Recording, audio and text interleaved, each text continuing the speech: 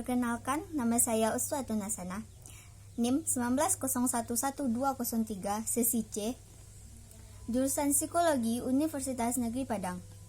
Pada kali ini, saya akan melakukan presentasi artikel yang berjudul Analisis Fenomenologi Interpretatif Kehidupan Remaja yang Mengalami Gangguan Psikolinguistik seperti latah.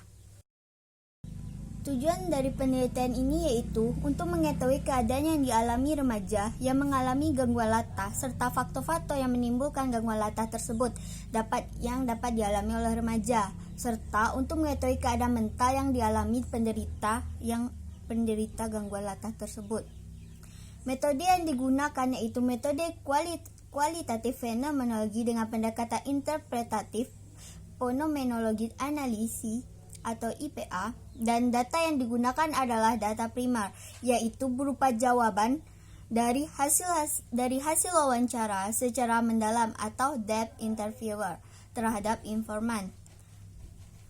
Metode ini menjelaskan makna dan pengalaman hidup individu tentang kejadian atau fenomena yang terjadi.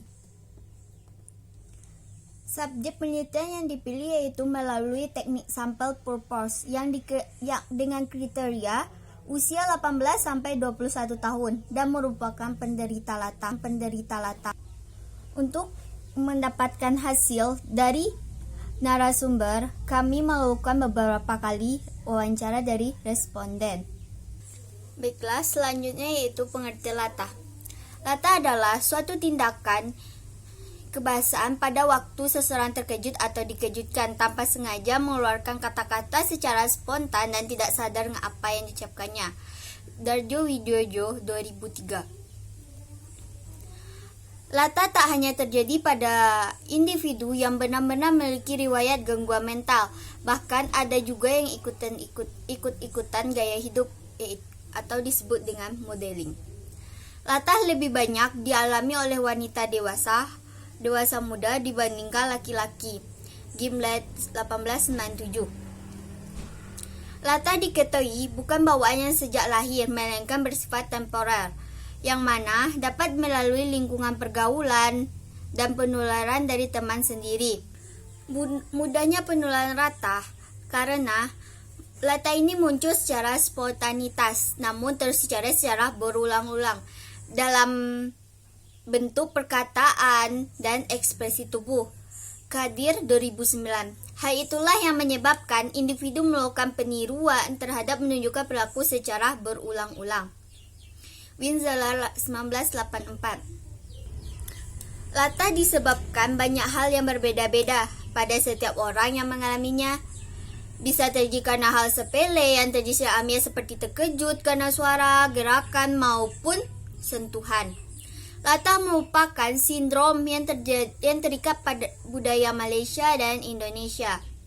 Dalam budaya Barat, latah dikenal dengan nama culture born syndrome yang terjadi pada budaya tertentu. Latah kebanyakan diinterpretasikan sebagai masalah psikologi dan kemudian dihubungkan dengan aspek budaya Melayu Indonesia dan bukan sebagai penyakit mental. Lalu bagaimana dengan remaja yang terkena latah? Apakah berpengaruh terhadap pengembangan mereka? Pada hal ini, kami meneliti pada 3 subjek, yaitu inisial R, dan D. R1 yaitu subjek yang memiliki latah yang tidak lumayan parah dan latah ini terjadi karena adanya modeling. R2 subjek